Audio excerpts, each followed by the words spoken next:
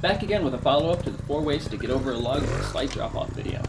Specifically, looking at the bashplate technique. This time we're hitting the log in the opposite direction, which brings about a whole new dynamic. So ideally, you come up to the log, and you got the perfect stuff. You now lean back, rev the bike, pull forward, drop the clutch, and shoot yourself to the top of the log. Perfect. What happens when perfect doesn't happen, and instead you find yourself stuck on the log? Let's look at this from a different angle. Let's get a better perspective of what's going on here. So first, you can see that on the front tire side of the log, the ground is at a slight incline. Second, we can see the bike is much closer to level. This puts a lot more weight on the rear tire, and it makes it so much harder to get the rear tire up and over the log. To add to the difficulty, it's rained recently, it's super humid, and the log is covered in slick slime with almost zero traction. Yeah, that's slick. Okay, so in this circumstance, this is what I found works best for me. First, we want to make sure the rear tire is against the log. Next, we want to move our weight back. But because the rear tire is just hanging in the air without any support, and the log is really slippery, the bike is mostly level, we have to be super careful not to lean back too far. Otherwise, the bike's going to tip and we're going to slide right off the log.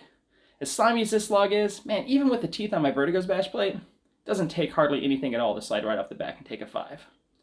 Alright, once we got our weight back as far as we safely can, we want to jump forward, just like in the previous video where I discussed bash plate techniques.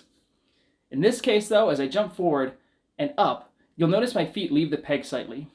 As my feet start their upward travel, I squeeze into the bike with my legs and the heels of my boot, trying to lift the rear end up with the inertia of my body.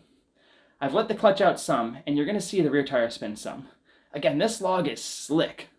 Alright, once I feel the rear tire lift, I push myself off the bars, pushing the bike forward just a little bit, trying to help it over that log. I also get my feet back on the pegs, and I get my weight back. I want all the weight I can on the rear tire. I want to get as much traction as possible back there. And there's not much back there, so you need every little bit you can get.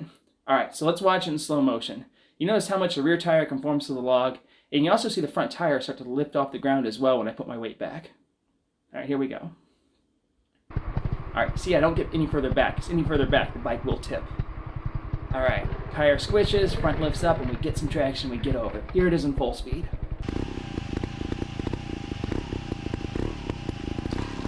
Alright, now here we are again. This time, you'll notice I get my weight back, I shove back even harder, and the front tire even lifts off the ground a little bit here, which that's fine. We want all the traction we can on that rear tire. There we go. Up and over. There it is in full speed.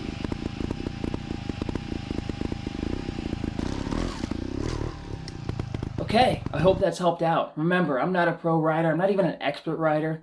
This is what I'm finding works for me. I'm sharing it with you guys. Hopefully it can help you out too. Man, guys, have a great time. Keep the rubber side down. I mean, unless you're doing a backflip. In that case, yeah, have fun. But just land with the rubber side down anyway. Alright, see you in the next video.